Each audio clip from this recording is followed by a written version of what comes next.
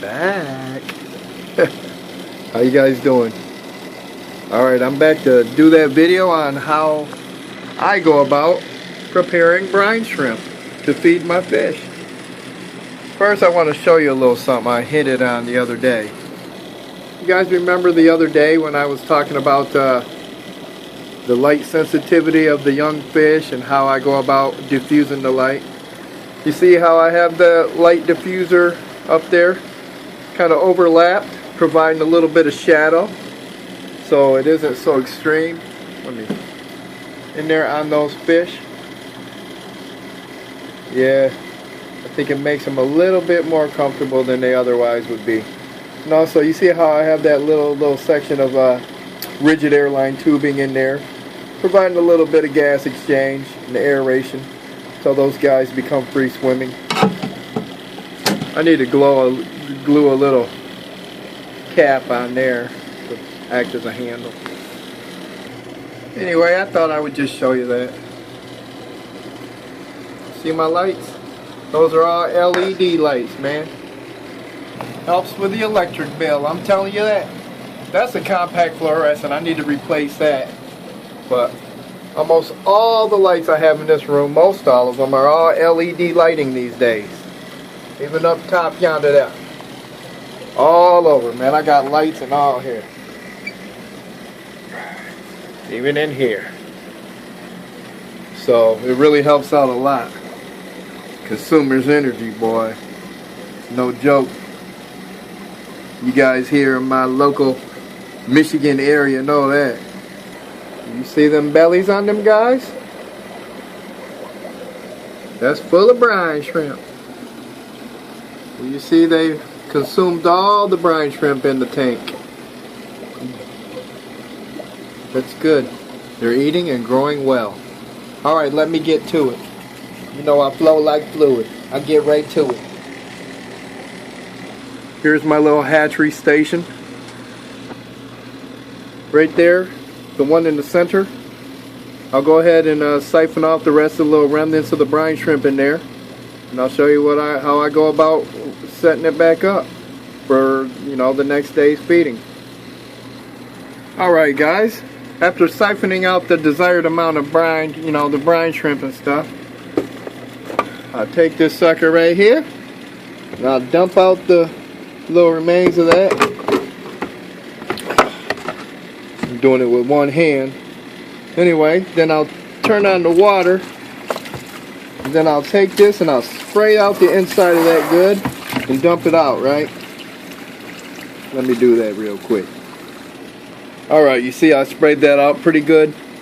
Now what I'll do is I'll take my little wipe, or in this case I'm going to use some of this cotton, and I'll wipe down the whole inner surface of this deal, because you know a layer of bacteria will form. You know what I mean? It'll be a little slimy layer, you'll feel it. And you want to wipe that out of there and clean it out good. You know, all it does is foul up the container and the water. It'll affect the hatch rate or pollute the water, you know. It's just good to keep things clean, especially when dealing with babies, man. You'll notice I'm always like cleaning the tanks and wiping down the tanks. When I put filters and stuff in there, I even clean off the airline holes, the surfaces of the sponge and inner surfaces. You know, I'll take that all apart and clean that before I put it in the tank with them babies. I'll wipe down that, you know, rigid tubing, you know, just to get rid of bacteria and other little problem organisms that tend to find their way into places. Just prevent it, man. An ounce of prevention goes a long way. Alright, I'm going to wipe down the inner surface of that. Alright, now that I have that inner surface cleaned off, I take some good, nice, clean tap water, and I'll fill the container up. I'll do this right here, one-handed. I got it leaning on there. You know, not fill it all the way up. I'll leave a little bit there, a little bit of room. Get it back in its spot without spilling it all over the place. Alright. See, I got it back where it's going to go with some nice clean tap water. Let me turn this off. Don't want to be wasting this wonderful Lake Michigan treasured water. And right here in this container, yonder here, I have some kosher salt. That's all it is. I use kosher salt, man, because I like the grain size. And I use 1 tablespoon just a level tablespoon, not heaping, of kosher salt to this here container. And all this is a 2-liter bottle. I cut the bottom off of to make me like a little funnel shaped apparatus, so that, watch, when this is bubbling, you see, you get that current, that circulation going in that conical shape. You know, it really gets a little flow going, man, and it keeps things moving steady. You see that? Keeps all them little brine shrimp just dancing around. Alright, but let me get this. Alright, well, you see I have the aeration going in there. It's not going too crazy. You see? That's pretty good. You don't want it bubbling all off the top. You know, you just want a nice gentle flow. Enough to keep everything moving, but not so much that you're bubbling it up. That defeat the whole dang gone purpose. Let me get this salt in here. Alright, you see that? Dun, dun, dun, dun. And I just dump it in there. And I sit that up there.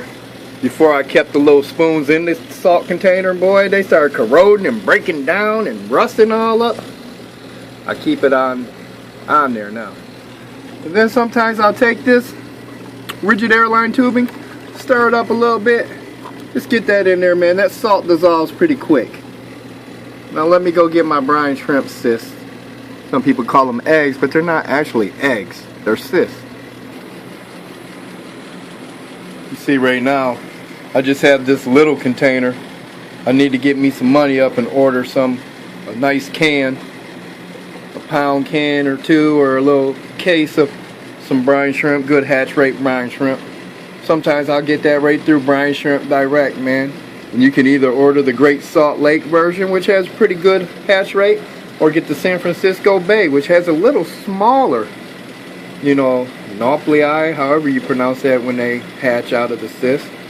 That's for like, they're pretty good for small fry, but angelfish tend to be able to take this Great Salt Lake version quite well. And when putting it in there, you don't want to overdo it. You know, unless you have a gang of fish to feed, you don't want to overdo it. You know, a little bit can go a long way with this here brine shrimp. Just enough to tint the water a little bit. Let me open this up without dropping the phone. Alright, here we go. That guy tying ain't gonna use no measuring device. I would recommend using like some sort of measuring spoons, but I'm gonna just tap it a couple times. Boom, boom, boom. You see me getting it in there? Boom. I got kind of, you know, that's probably enough right there. But you know what? How about a little pinch to grow an inch? And that'll be good. Now some people, what they'll do is they'll just have it fresh water. They won't put the salt in first. They'll put the eggs in the fresh water and let that hydrate first. And then about an hour later they'll add the salt. I don't know, it's supposed to provide a better hatch rate or something supposedly. You know what? I don't find the difference really. They hydrate in time. You know, at first they kind of real floaty, but once it gets mixed and mingled in there, it ends up like that. Sometimes I expedite the process. I just take this, swish it around, making sure not to splash it out the tank. See, it's all mixed in the water column well now. And there we go. About 24 hours from now, you'll have a nice little meal for your little fishies. I'm going to settle this out right here in a little bit and give these guys a feeding. If I would have planned it out better, I could have did that and showed you how that settles out in this here video. But my fish are all still pretty full right now, and they don't really need to eat right now, so... Well, heck, man, I could settle it out and just act like I'm going to feed them, huh? Hold up, wait a minute, let me push the pause button.